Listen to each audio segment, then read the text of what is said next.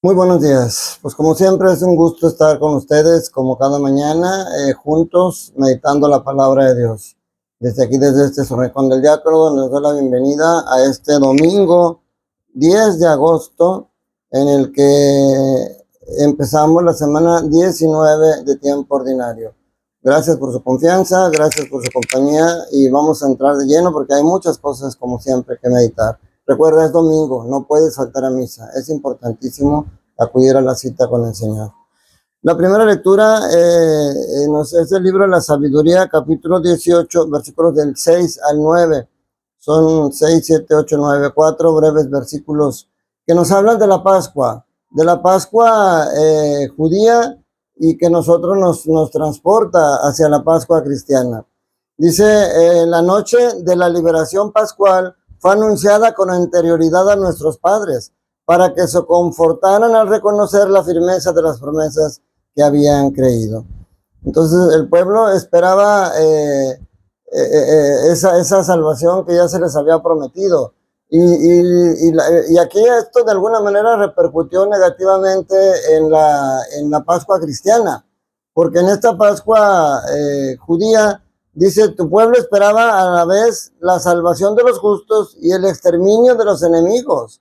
En efecto, con aquello mismo con que castigaste a nuestros adversarios, nos cubriste de gloria a los elegidos. ¿Por qué dice esto? Porque todos entraron al mar, tanto el pueblo elegido como sus adversarios entraron al mar, unos huyendo y los otros persiguiéndolos. Pero en ese mar el enemigo fue exterminado, murieron todos en el mar.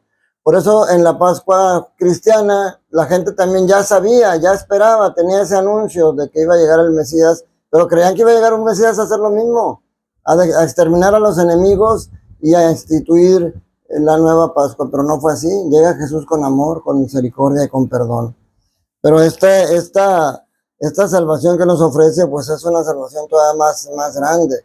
Por eso nosotros, así como aquí dice, por eso los piadosos hijos de un pueblo justo celebraban la Pascua en sus casas y de común acuerdo se impusieron esta ley sagrada, que todos los santos participaran igual de los bienes y de los peligros. Por eso desde entonces se celebra la Pascua judía tal como lo hacían en aquel entonces, y nosotros celebramos la Pascua cristiana porque por fe sabemos que todo aquello que aconteció también nos involucra a nosotros. Y digo por fe porque ya en la segunda lectura del día de hoy, la carta a los Hebreos, capítulo 11, versículos del 1 al 2 y del 8 al 19, en el primer punto de reflexión nos habla de la definición de la fe. Dice, hermanos, la fe es la forma de poseer ya desde ahora lo que se espera y de conocer las realidades que no se ven. Y por ella fueron alabados nuestros mayores. O sea, la fe es tener la certeza de que lo que yo creo es verdad. Y es como si yo ya lo estuviera recibiendo. Estoy seguro que voy a recibir la patria celestial, por supuesto, siguiendo las indicaciones que Jesús me da. Entonces, la fe es la certeza de lo que se espera y el conocimiento de lo que no se ve, pero que está en nuestro corazón. Y luego en el segundo punto tenemos que reflexionar, precisamente nos habla de personas y acontecimientos que nos dan ejemplo de la importancia de esa fe y de lo que se puede hacer con esa fe. Nos habla de Abraham, que fue obediente a Dios y dejó su tierra, su casa y su parentela, porque tenía fe en las palabras de Dios, que lo prometía, y tenía fe en el cumplimiento de la doble promesa, la tierra prometida y la descendencia abundante. Por eso él salió directamente. Y luego nos habla también de otras personas como Jacob e Isaac, que siguieron esa misma obediencia que tuvo Abraham. Por eso siempre dicen el Dios de Abraham, el Dios de Isaac, el Dios de Jacob. Pero también nos pone como ejemplo a Saraí, la esposa de Abraham, que en su vejez y siendo estéril pudo ser testigo en carne propia de que para Dios no hay imposibles. Ella, anciana y estéril, fue el vehículo por el cual Dios le cumplió la promesa a Abraham enviándole a su hijo Isaac.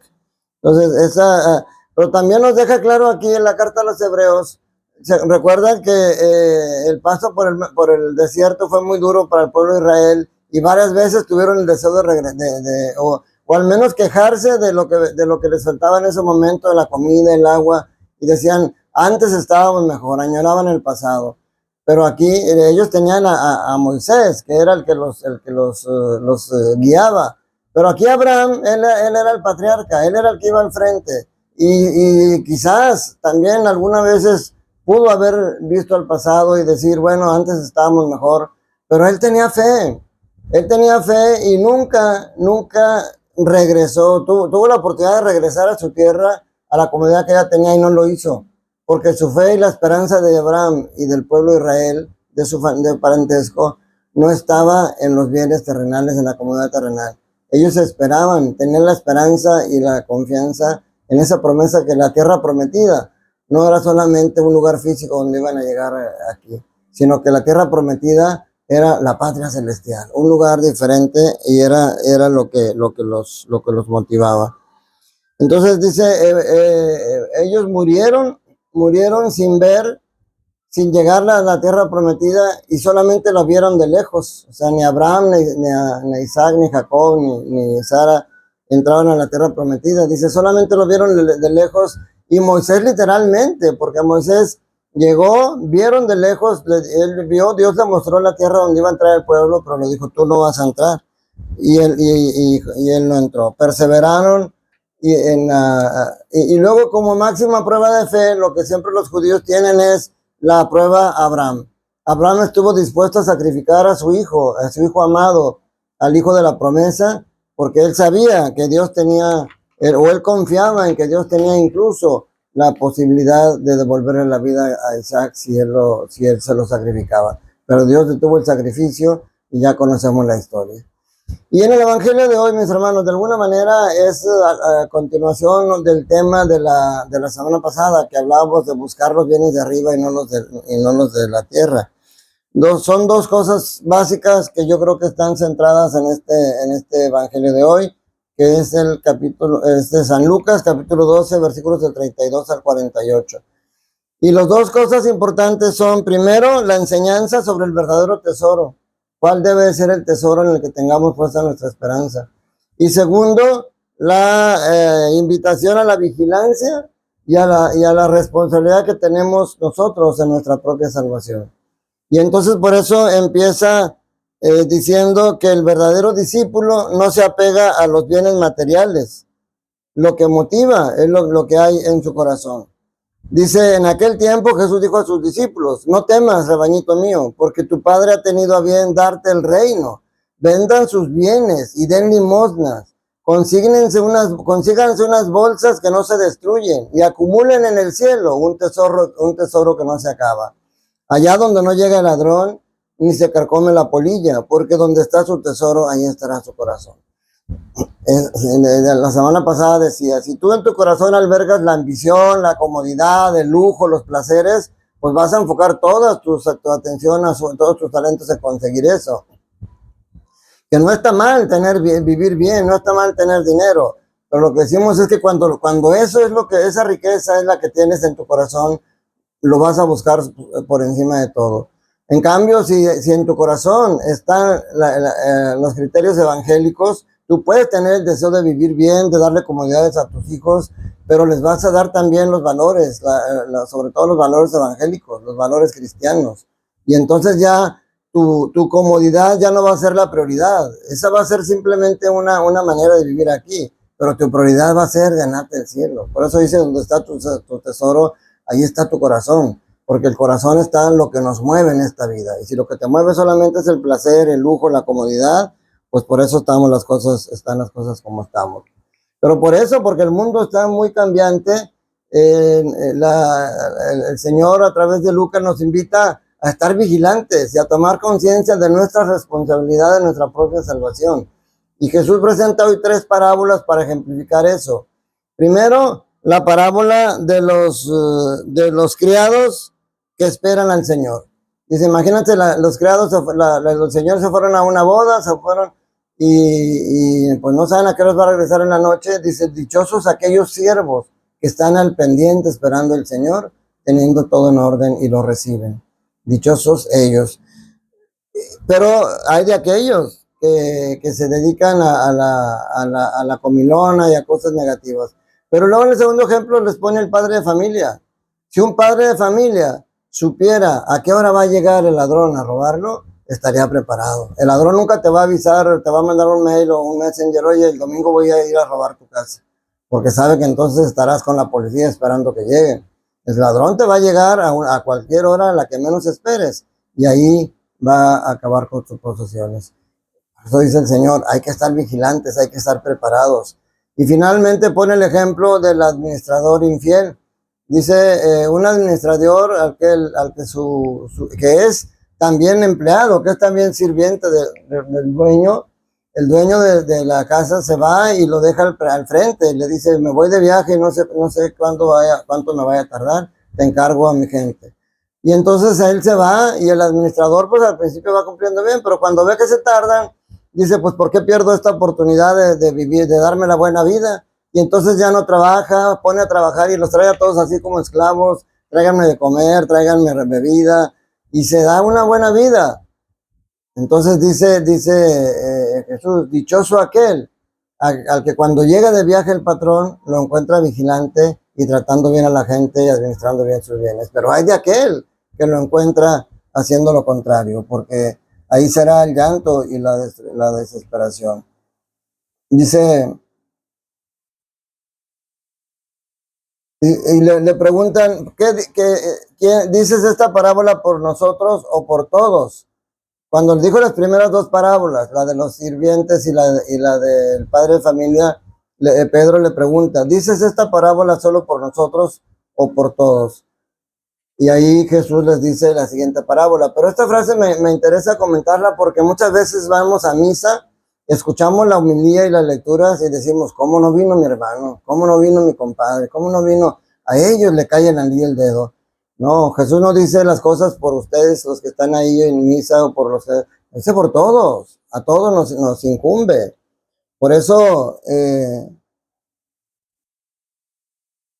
dice aquí, dice que si si el siervo solo piensa, mi amo tarda en llegar, y empieza a maltratar a los criados y a comer, a beber y a embriagarse, el día menos pensado y a la hora más inesperada, llegará su amo y lo castigará severamente y le hará correr la misma suerte que a los hombres desleales.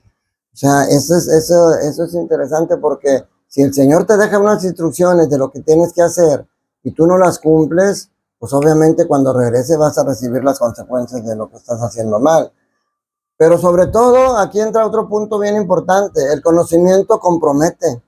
Por ejemplo, yo cuando era joven, pues obviamente de niño fui al catecismo, durante mucho tiempo fui a misa, pero como muchas personas, como la mayoría, llegamos a cierta edad en la que ya nos jalan más las cosas del mundo y ya no iba a misa. Y ya después iba solamente los domingos o cuando había una fiesta o algo. Y entonces, cuando yo no sabía que faltar a misa el domingo era un pecado mortal, porque yo decía, pues faltar a misa, pues sí, es un pecado mortal porque estás dándole prioridad a todas otras cosas menos que a Dios. Y entonces, cuando yo no sabía, pues fallaba más. Pero ahora que ya sé, eso me compromete. Porque dice aquí, el servidor que conociendo la voluntad de su amo no haya preparado ni hecho lo que le debía, recibirá muchos azotes. O sea, el que ya sabe que le está mal y como quiera lo hace, recibirá un castigo muy grande. Dice, pero el que sin conocerla haya hecho algo digno de castigo, recibirá pocos azotes. O sea, si tú dices, bueno, yo no sabía que era mal, ok, como quiera vas a pagar las consecuencias, pero tu castigo va a ser menos fuerte que aquel que ya conocía. Por eso dice, al que mucho se le da, se le exigirá mucho, y al que mucho se le confía, se le exigirá mucho más. Ustedes y yo que estamos meditando todos los días la palabra de Dios, nos compromete mucho este conocimiento, porque ya no somos ignorantes de que... Y la verdad, ¿para qué nos hacemos tarugos, como dice la chimotrufia? O sea, todos sabemos, el que roba sabe que robar está mal, el que mata sabe que matar está mal, el que es infiel sabe que eso está mal. O sea, eso es lo increíble. Cuando las cajetillas de cigarros les pusieron la leyenda ahí de que ese cigarro puede causarte la muerte, pensaban que iban a dejar de fumar y la gente sigue fumando. Por eso es increíble que sabiendo que hay cosas que nos hacen daño y que hay conductas que por las cuales podemos perder la salvación y seguimos aferrados. Todo esto, ¿por qué? Porque en tu corazón no está Jesús.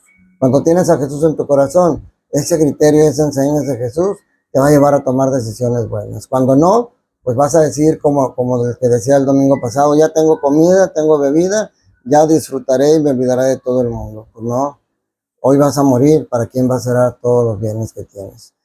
Ojalá que estas dos lecturas de la semana pasada y esta las volvamos a releer, las juntemos y que esto nos enseñe, nos indique cuál es la mejor manera de caminar en esta vida de la mano del Señor. Que la bendición de Dios Todopoderoso, Padre, Hijo y Espíritu Santo, descienda sobre ustedes, sus familias, trabajos, escuelas y permanezca para siempre. Que tengas un día lleno del amor de Dios. Te mando un fuerte abrazo y un saludo para ti y tu familia.